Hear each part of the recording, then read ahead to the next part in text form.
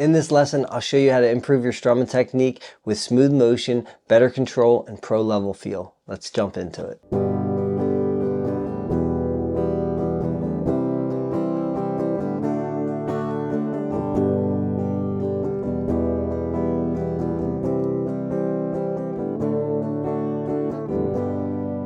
Strumming is one of the most important techniques on guitar, but for beginners it can be super hard to get into just the feel and the momentum of strumming and getting the fluency right in your right hand and matching it with your left hand and all those kinds of things. So today I'm going to teach you guys the California Sunrise strum pattern. It's a name that I coined, so you're not going to find that anywhere, but I teach the strum pattern to all my students locally here in Miami, and it's the first one that we get started on, and it's so useful for so many ways. I'm going to explain it in this video. The California Sunrise strum pattern is this. It's down, down, up, up, down, up. I can't tell you how many songs that this strum pattern is used in. This strum pattern has gotten me out of so many holes when I've showed up to play songs that I don't know or I've never heard before. And they're like, hey, we want to play this song tomorrow. And I play in my church, so they'll tell us, hey, we need to play these songs this Sunday. I'll look up the songs. Probably 80% of the time, this strum pattern works on the song, and I can just throw it in and boom, before you know it, we're playing the song easy peasy, and we get through it and it sounds great. Now, what you need to do is take heed. Learn this. Do not skip over this. Once you learn this drum pattern, you're going to get locked in. It may become the only pattern that you're able to do. No, but after you learn this, you need to practice more strum patterns because you want to break out of it. And a lot of patterns kind of weave in and out of this general idea of this down, down, up, down, up thing.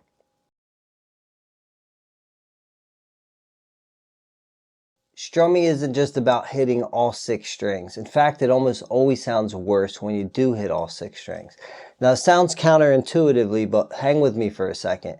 We learn all kinds of chords. We learn the G chord, which strums all 6 strings, right? We learn the A minor chord, but that only strums 5 strings. We learn the D major chord, that only strums 4 strings. We learn power chords eventually, maybe you don't know them yet, but they're only 3 strings, right? So some chords you only have to hit 3 strings, some you only want to hit 2, some you want to hit 4, right? So the idea here is that, yes, even though you learn a chord shape that might span all 6 strings, you don't always need to hit all 6 strings. Sometimes you do want to, but sometimes you don't. So the tricky part about this is, and what I try to alleviate my students from doing, is worrying too much about how many strings, when to hit, or whatever. But the one thing you don't want to do is you don't want to hit all of them. So watch this for a second, and you're going to see I'm going to strum kind of sometimes on the top, sometimes on the bottom of the string. So check this out.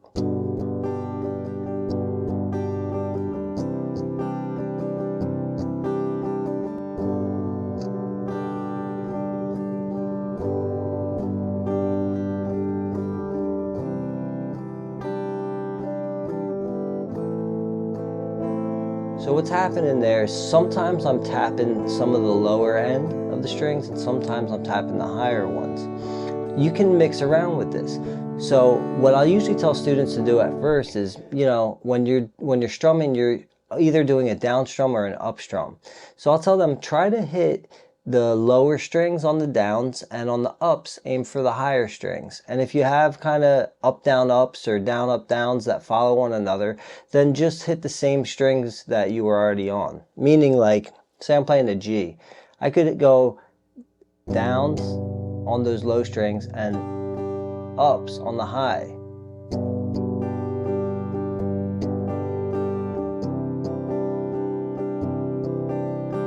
But what I'm not doing is this.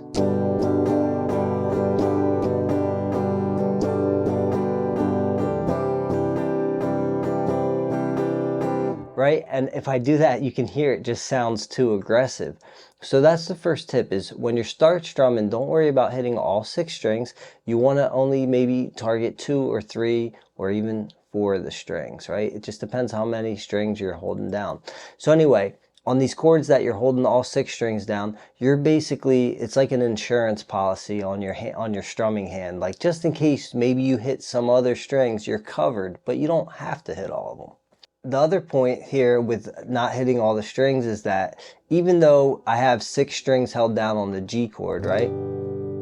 I still get the sound of a G chord just by hitting 3 strings, right? It's almost the same thing. It just sounds a little fuller if I hit all 6. But if I hit just 3 or the middle ones or the bottom ones, it still sounds like a G chord.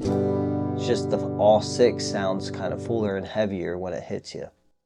So the point here is that strumming is really more about controlling dynamics versus hitting all the strings of the chord. And you can control dynamics better by controlling how many strings you hit at one time. Now, tip number 2 before we get into this strumming pattern is going to be what to do with your pick. So I notice one of the biggest mistakes when people start strumming is the angle of their pick. They pay no attention to it, and rightfully so. You're a beginner. You don't know these things, right? So hopefully you'll be able to see on this camera over here, if my pick is perpendicular to the strings, if it's digging into these strings, and I just hold like an E minor chord, right? If I strum down, the pick wants to catch in the strings there, right? So what I need to do to fix this is I need to put a slight kink in my thumb. And what happens is when I put this kink in my thumb, the pick slightly angles downward, okay? It angles slightly downward toward the floor.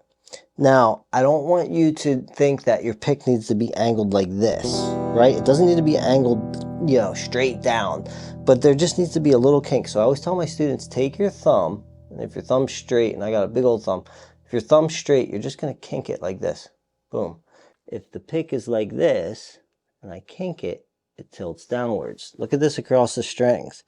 If I hold my pick perpendicular, it digs into the strings. If I kink my thumb, the strings glide easier across the pick. Straight, very heavy.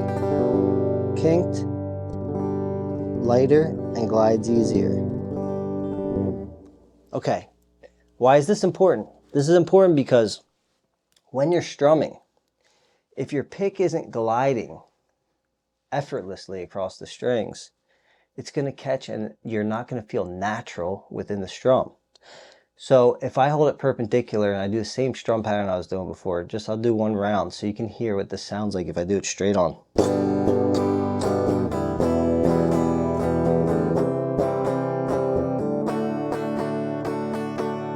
Okay, that sounds terrible. If I kink my thumb a little bit, this pick will glide easier. And it actually just sounds softer.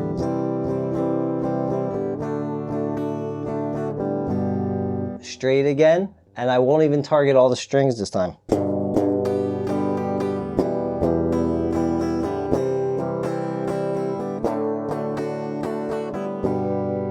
Kinked.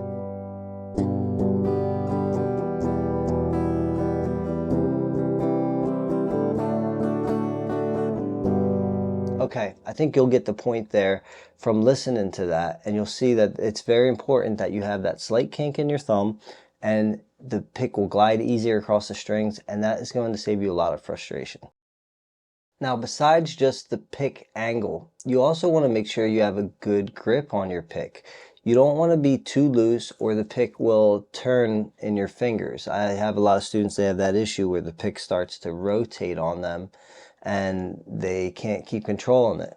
I personally use these mini Jazz 3 picks that have a grip on them, and I really like those picks, and it's just something that I've been using for years now.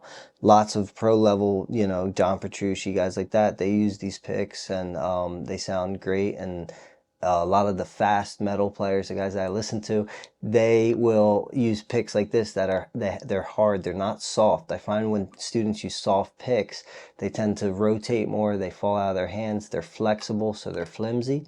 So people think, oh, a softer pick's gonna make me strum better, but really you lose just control of the pick because of that movement on it. Now, some people can make it work, right? If you work enough with a certain kind of pick, you're going to get comfortable with it. But in general, I use these for everything. So even though I say you want to have a good grip on this pick, you also need your hand to be relaxed. So it's like yin yang, right? It's like a little bit of both, this give and take. You have to have enough strength to not drop the pick and let it rotate, but you don't want to be so tight on the pick that your wrist locks up. So you have to feel this out, and it's a little bit of practice. I'm going to give you some ideas on how to work on that.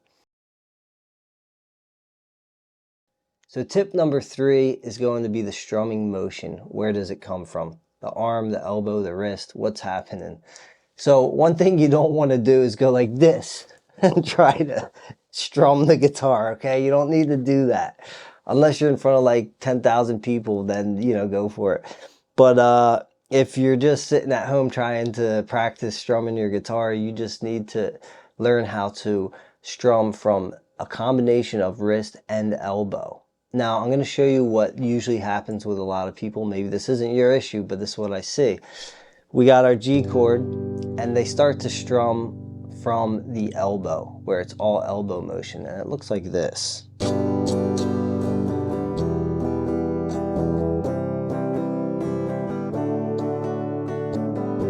Right? Now, the problem with the elbow strumming is that it can trick you in the beginning because you can get some simple patterns down doing it that way. But as you get into more advanced strumming patterns, it doesn't work anymore because your movement cannot only come from the elbow. It tends to make things way too rigid. So what you need to do is you need to think about your wrist as if it was like its own thing. And what I'll do a lot of times is I'll tell students, imagine your arm doesn't have an elbow and it's just locked here, and all you can do is move your wrist. So what you would try to do is try to start to just strum just using wrist. Like that. And you can just hold one chord or whatever until you kind of get this going.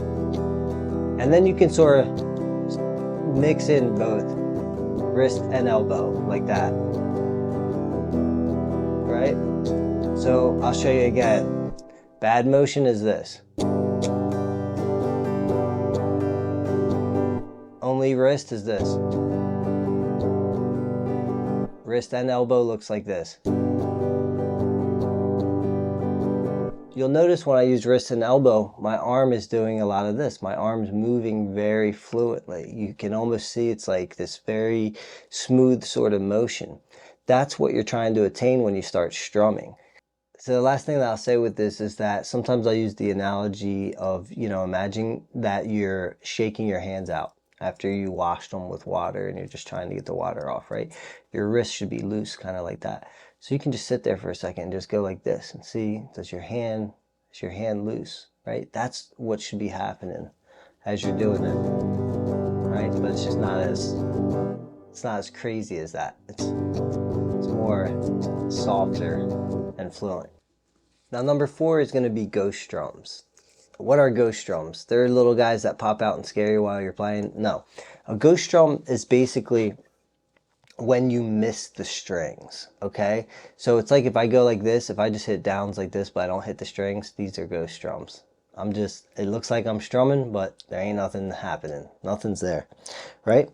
This happens inside of your strum pattern. So the easiest way I can explain this to you is take your guitar, or if you don't have a guitar, just do this with your hand, right? And hold a G chord or whatever.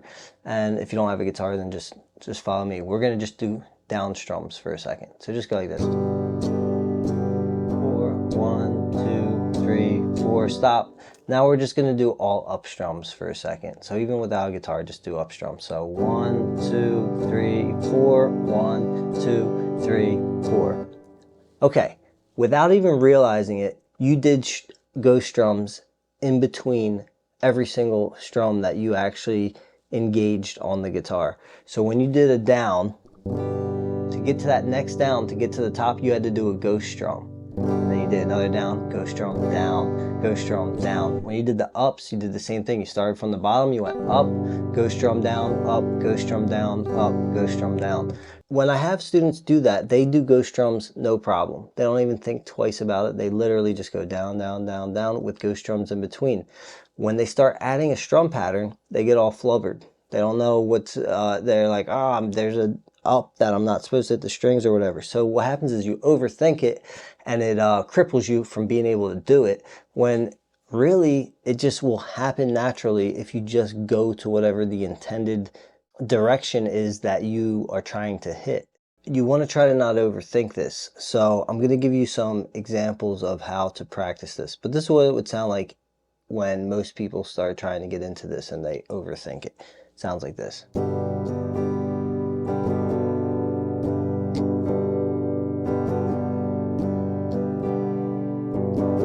What happens is this: they go down, down, up, and then they stop when they think about that next up, down, up, and their hand gets stuck at the top of the guitar, when really your hand needs to be down here so you can do the next up, down, up, right? So you got down, down, up, down, up, down, down, up, down, up. But they do this.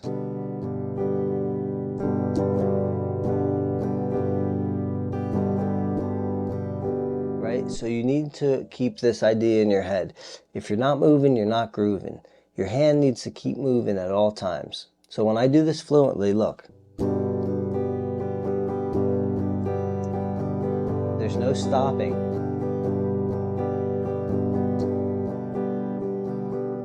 If I stop, then I start sounding all flubbered and mixed up, and it doesn't sound good. So you have to force yourself to keep moving through that strum pattern. You can practice the strum just by doing this. You just mute the strings. Now, how do you mute the strings? So I'll just give you a little side note on this. You just put your hands on the fretboard over the strings. You do not put pressure. Don't put pressure. We're not pressing the strings down. You just let your fingers lightly lay on the strings so it mutes them. And then you can try to get this sound. Down, down, up, down, down, down, up. Right? And I'm going down, down, up, down, up, down, up. And you can just aim for, if you want, just the top 3 or 4 strings. On the up strums, you'll probably just hit maybe the top 2 strings, the B and the E.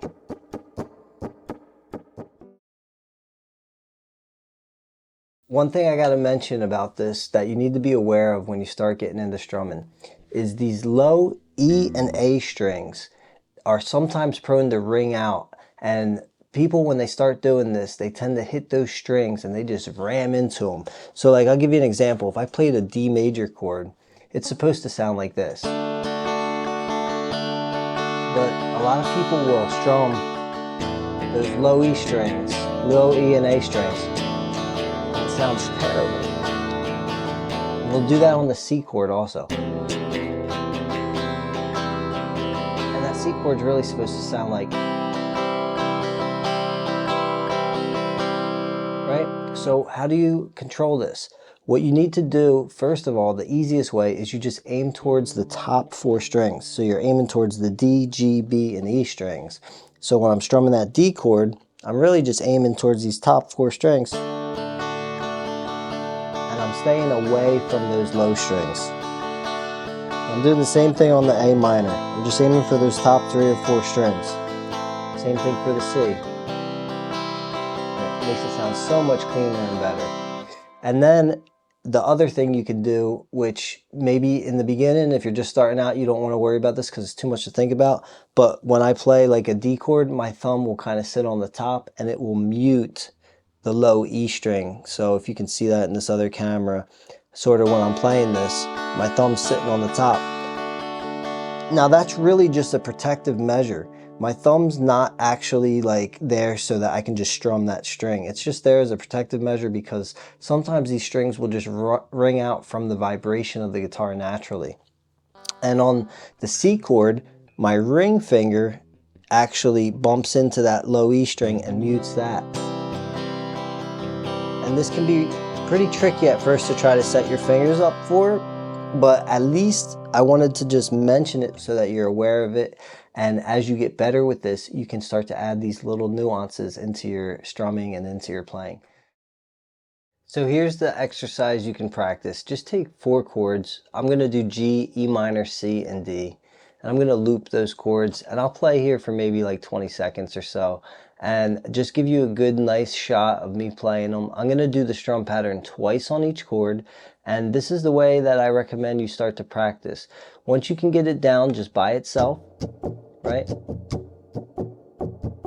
You're going to try to do it with the chords, and to give yourself time to think, because you have to think about maybe the chord coming up or something. You don't want to make the change so quick where you just do one pattern and then change. So you're going to do the strum pattern twice on each chord and then make the change. All right, so here we go. We're going to do G, E minor, C, D. We're going to play the strum pattern twice on each chord. So twice on G, E minor twice, C twice, D twice.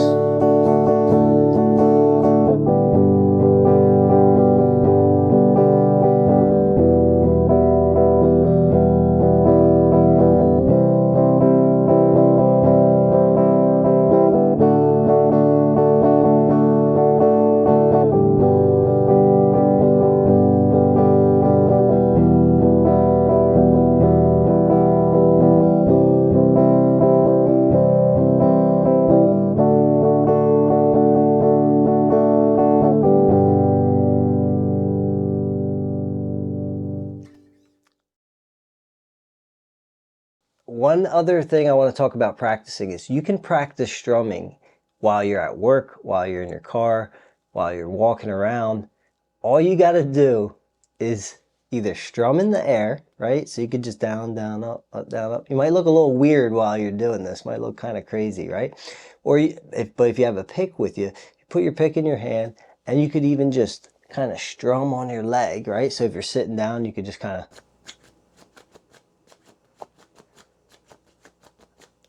do that. That way you have something to pick against. Or you use the seam of your pant to pick. Or sometimes I tell people just do it right on their shirt.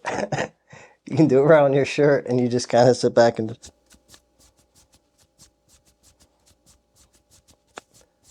you might look a little crazy like you're trying to wipe your shirt off or something. It's hilarious, but you know what? It actually works. See if you can tell what strum pattern this is.